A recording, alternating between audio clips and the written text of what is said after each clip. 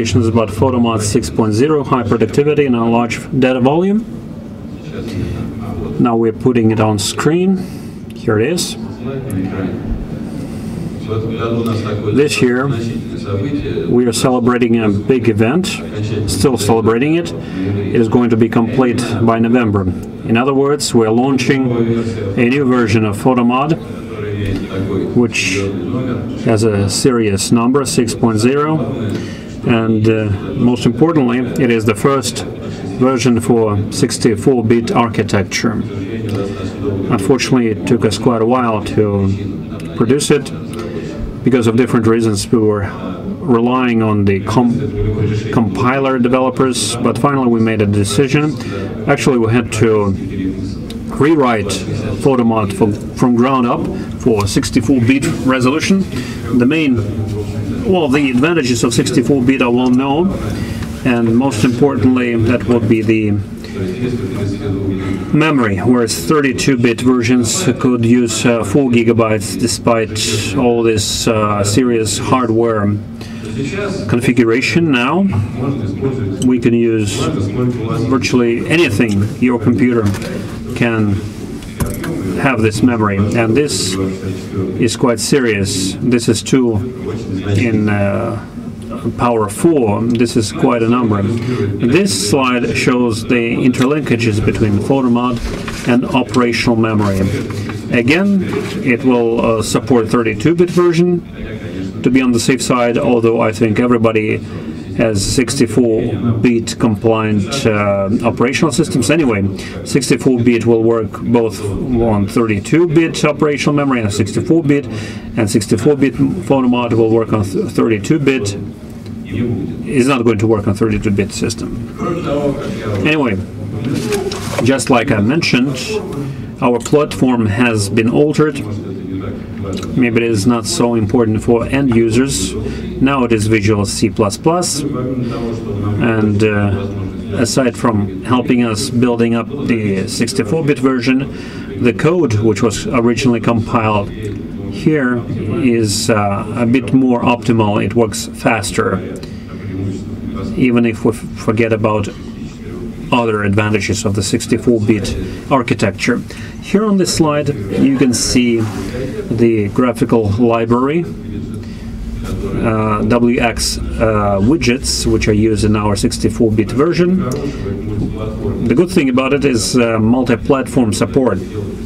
If possible, if needed, we can write applications not only for Windows but Linux and Mac OS if needed. So these are partly tested numbers. So what is happening now with PHOTOMOD projects? Where do we have our advantages in the 64-bit version? First of all, they're related, as I told you, with the sheer volume of data. If we have 64 gigabytes of RAM, we can upload 3,000 images, 20,000 type points. But here I can say that space projects will imply greater costs, because there are long equations and the volumes would be a bit lower. Speaking about aerial photography, aerial survey, again, 48 gigabytes makes it, we can upload up to 1,000 images of A3 SLF format. Originally we had a problem starting from the 400 SLF. Something happened to the memory in the 32-bit version. Again, most voluminous thing is CMR. That would be tens of millions of 3D points to be displayed and calculated and comfortably edited when needed. And it also expedites geomosaic mode. Now a few slides about how it happened and is happening. Actually, the transition took a number of stages in the past year. First, we, as you can see from this slide, separated the computation modules of interface. Then we adopted the calculation modules for the 64-bit version. And then we developed this WX widgets-based Windows interface. And then we adapted the interface to the 64-bit version. and data processing optimization.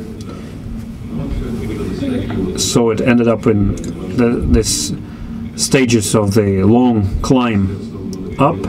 In March 2014 we had a distributed processing. This is the first thing we did for 64-bit. The whole PHOTOMOD was 32-bit, but distributed processing was done separately. As a result, we have this intermediate version, which was a hybrid of a 32-bit PHOTOMOD and 64-bit distributed processing. The testing version was prepared, we believe, in July.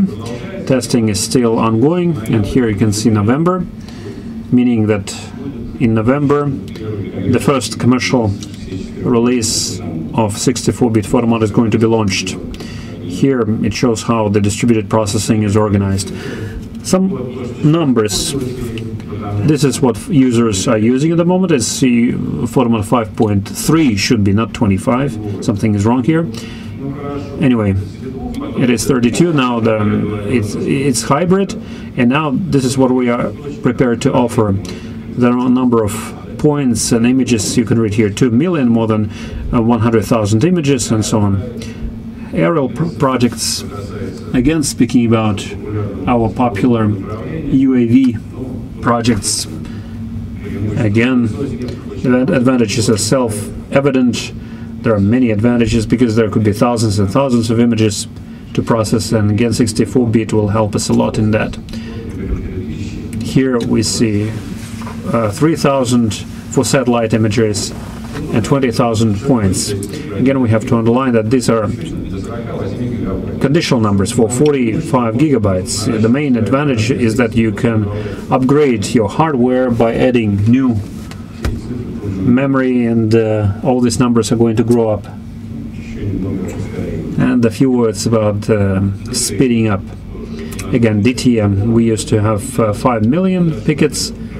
Then we start to have problems with visualization. Sometimes we can pump it up to 10 million, but now even if we use 64 gigabytes of memory, already we have 20 million because of the more optimal configuration of the program. Again, you can build up your memory and increase the number of these points and vectorized objects and lines, horizontals, anything. Geomosaic expedition. General displaying, acceleration of everything that we see on the screen when we work with PHOTOMOD, and a few slides about recommended hardware. What we recommended for the version 5.3 would be 4 gigabytes, Quadro 2000, Intel Core i7. Now, for desktop working station, we can recommend about 24 gigabytes of RAM, and even more is better, depending on the volumes of processed information. And again, we added also more modern NVIDIA card, bigger disk. SSD is mentioned here. This is a modern memory hard drive, which, unlike regular hard drive, ensures a much quicker exchange rate, especially if you have a good computer. So it looks like SSD is the new trend for the future. First tests showed very good results. It was a workstation. Now, speaking about some super powerful configuration for distributed processing system, a more powerful thing. So I can show such an example as a computer with many blades, cores. There is no point in reading all of this. These are the recommendations for such 20 core blades. This is what they look like. That's their number. If we put 10 such blades into a computer, then we'll have 200 cores. Naturally, for distributed system, it is a very powerful system. Everything is going to work lightning fast. Again, SSD comes recommended. Another option for 40 cores. And naturally, if we have 10 of them, there will be 400 cores, which means a very powerful configuration for voluminous and difficult tasks. So those were computing modules, and now these are the recommendations for the module for storage system. Another example, again 50 million 3D points, which was simply impossible for 32-bit. Now you can easily edit and do anything with them. What else? Now we have a separate software called PHOTOMOD UAS. This is a separate, indeed a totally separate program, separately supplied. It is different by its simplified interface. This is actually, it lists its main differences.